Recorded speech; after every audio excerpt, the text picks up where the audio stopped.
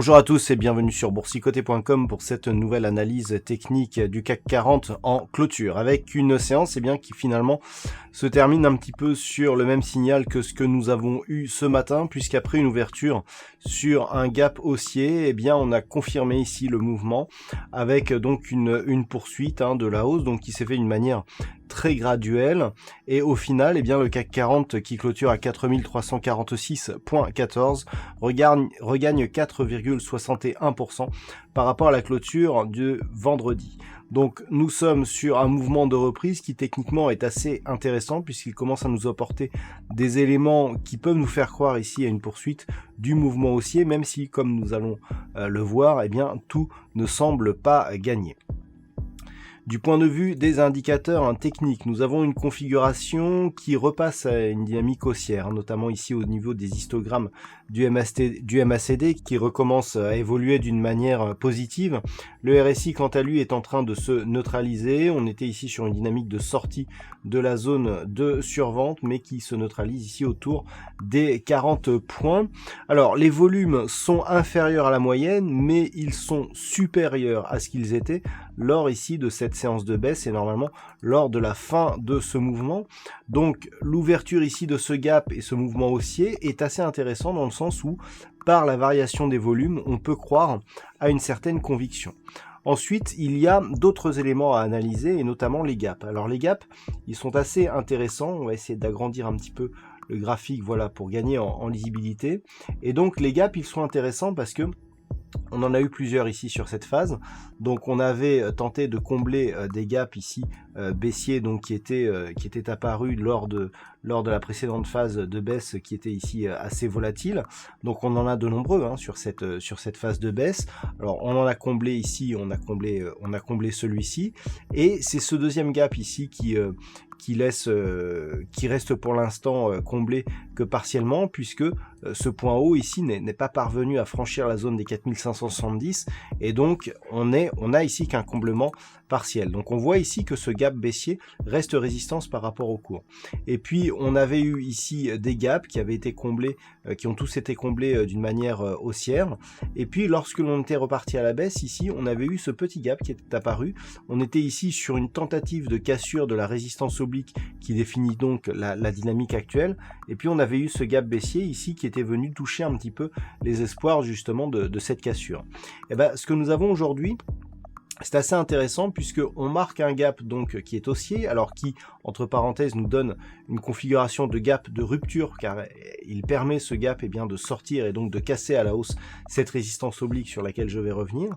Et en plus de cela, on vient ici combler le dernier gap baissier ici que nous avions, et c'est assez intéressant parce que lorsque l'on regarde bien, on a ici le point bas de cette bougie qui correspond quasiment ici au point haut de celui-ci, d'accord?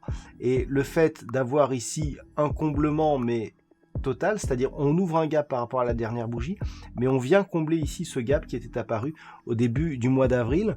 On clôture donc juste au-dessus de ce gap, donc c'est intéressant de constater que ce gap qui était baissier ne constitue plus une résistance par rapport au marché, et on ouvre un nouveau gap ici à la hausse, en forme donc en plus validé par une configuration de gap de rupture, ce qui est assez intéressant techniquement.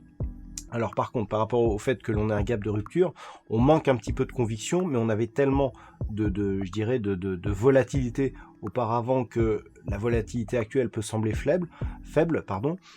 On clôture tout de même à 4,61% de hausse, ce qui est un gain important sur les indices. Certes, au regard de ce qui s'est passé auparavant, ça peut paraître faible, mais c'est relativement intéressant d'avoir justement cette ouverture sur gap qui clôture avec ce niveau.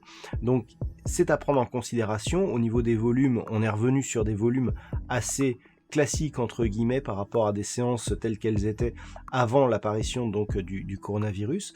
Donc il faut quand même prendre ici cette séance au sérieux. Toutefois, la validation ici, donc la sortie de cette phase de baisse, ne sera validée que si on continue ici sur le mouvement.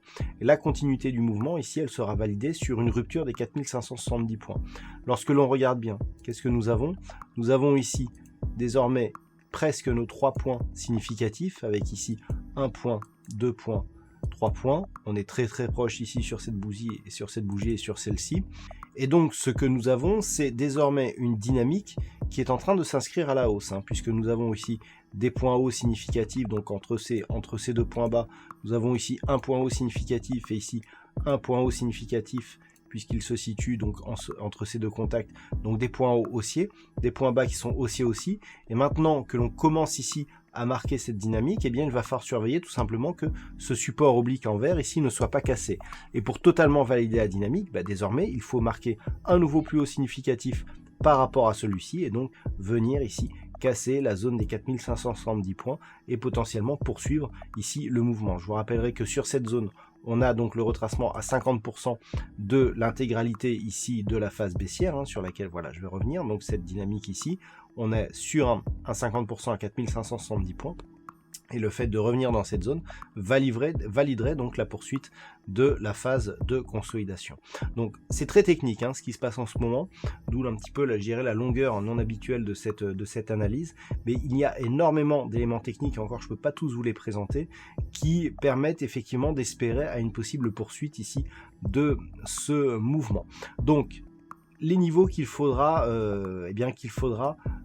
surveiller demain, c'est tout simplement un éventuel retour, si on part ici sur un mouvement baissier, sur cette zone ici, 4230 environ, tout simplement le support oblique ici que je viens de tracer. Si après ce rebond, on vient ici sur ces niveaux, vous voyez ce qui se passerait, on aurait donc déjà, si on venait ici sur ce niveau, on aurait déjà comblement du gap ici, et puis possible attaque de la zone ici de support sans nouveau plus haut significatif. Ça serait assez négatif, et les probabilités de casser à la baisse seraient relativement fortes, ce qui invaliderait d'une part ici le gap de rupture, et donc par contre-coup le fait que l'on puisse poursuivre ici sur cette dynamique. Sur cassure donc de ce support, on invaliderait la poursuite de cette dynamique et on repartirait sur un flux baissier avec ici une impulsion qui vient ici retracer sous la moyenne mobile 20 exponentielle. On voit qu'on est en dessous et encore aujourd'hui on est en dessous.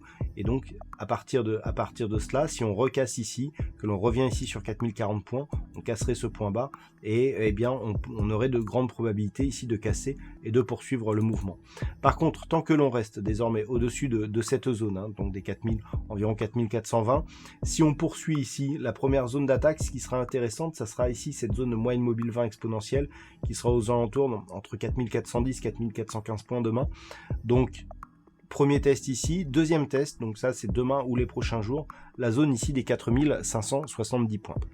On avait des probabilités haussières pour aujourd'hui, ces probabilités ont été respectées.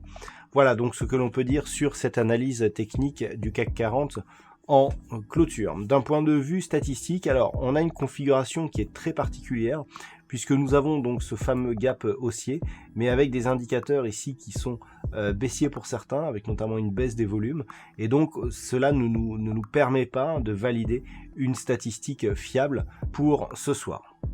Voilà donc pour ce point CAC 40 en clôture. Passez une bonne soirée, restez chez vous, prenez soin de vous et on se retrouve dès demain pour d'autres analyses techniques, toujours sur le site boursicoté.com.